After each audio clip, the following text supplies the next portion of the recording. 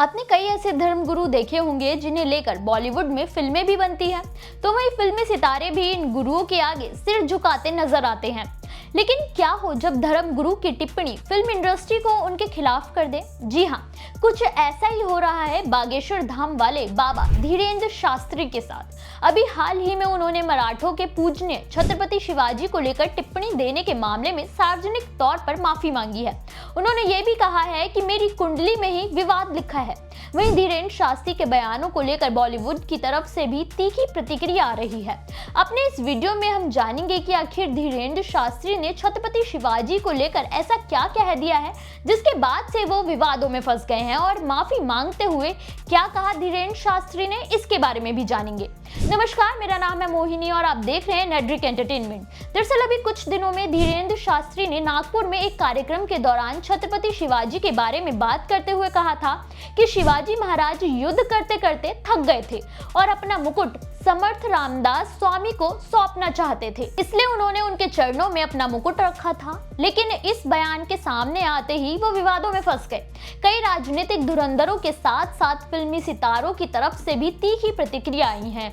Bollywood actor Ritesh Deshmukh ने सीधे इस कहानी को मनगढ़ंत बताते हुए कहा कि ये बिल्कुल अस्वीकार्य है, ये हमारे शिव का अपमान है। शिव को लेकर बेतुकी और विकृत मानसिकता फैलाई जा रही है, जो कि हर शिव भक्त के लिए गुस्सा दिलाने वाली बात है। रितेश ने वीर छत्रपति शिवाजी के सम्मान में कहने वाले शब्दों को भी लिखा। पौट प्रताप पुरंदर क्षत्रिय कुलावतंस सिंहासनाधीश्वर महाराजा धीराज धनी राजा शिव छत्रपति महाराज, इन उपनामों को लिखकर रितेश ने छत्रपति शिवाजी के प्रति जो उनके मन में सम्मान है उसे दर्शाया है।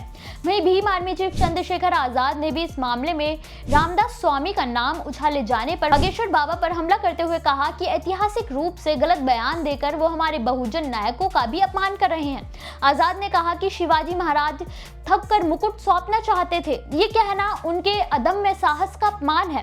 ये केवल बहुजन नायकों को कमतर आंकने की सोच को बढ़ावा देने वाला है। जब ये मामला ज्यादा विवादित हो गया तो आखिरकार धीरेंद्र शास्त्री को खुद आगे आकर सफाई पेश करनी पड़ी। उन्होंने वीडियो जारी कर माफी भी मांगी, लेकिन साथ ही विवाद खड़े करने वालों से ये भी पूछा कि इसमें अपमान करने जैसा क्या था।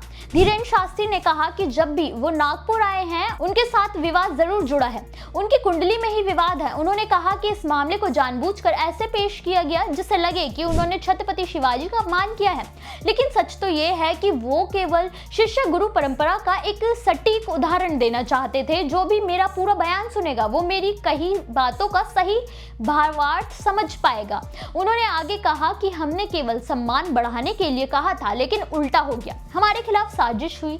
उन्होंने ये भी कहा कि ये जानबूझकर उन्हें बदनाम करने की साजिश की जा रही है ताकि उनके चमत्कार करने के नाम पर जो धर्मांतरण का खेल चल रहा है उस पर लगाम ना लगाई जा सके।